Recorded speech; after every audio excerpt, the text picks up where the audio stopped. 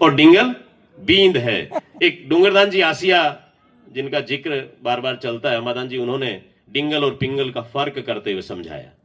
एक कवित्व देखो चारणों ने कैसे कैसे प्रयोग किए हैं, आप देखें इतिहास की परंपरा से लेकर के कैसे आगे बढ़ता है कवि।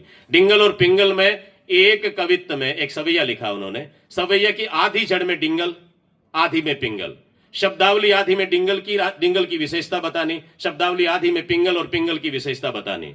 ऋतु पावश के नभ बद्दर की धुनि में छिपी दद्दर की धुनिया, रण फेरी मृदंग नगारन नाद में त्याद भी झल्लरी झंझनिया, कह डूंगर यूं गज घंट ठनंक में कौन सुने अज टुनटुनिया, जह डिंगल को डमरू डमके तह फीकी है पिंगल पैंजनिया। वाह क्या खूब। शब्दावली वैसी, ऋतु पावश के नभ बद्दर की धुनि, ये डिंगल है।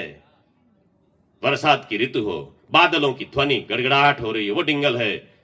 और उसमें दादुर की धुनिया, वो पिंगल है। धीरे बोल रहे ना, रण भैरी मृदंग नगारन नाद में त्याद भी झल्लरी झंझनिया, इधर नगारों के नाद हो रहे हैं, उधर झालर बज रही है। कितना फर्क है, इतना डिंगल और पिंगल में फर्क है।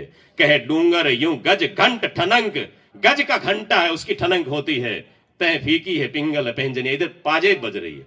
पाजेब के स्वर में और गज घंट के स्वर में जो फर्क है वो डिंगल और पिंगल में है। अंतर समझ रहे हैं?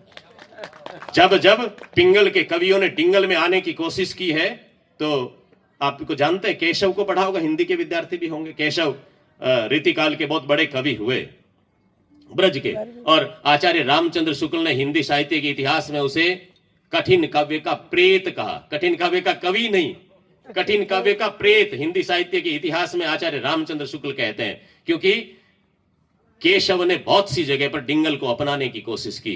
पिंगल में वर्जना है, डिंगल में ट ठ ड ढ ये वर्ण लेने हैं।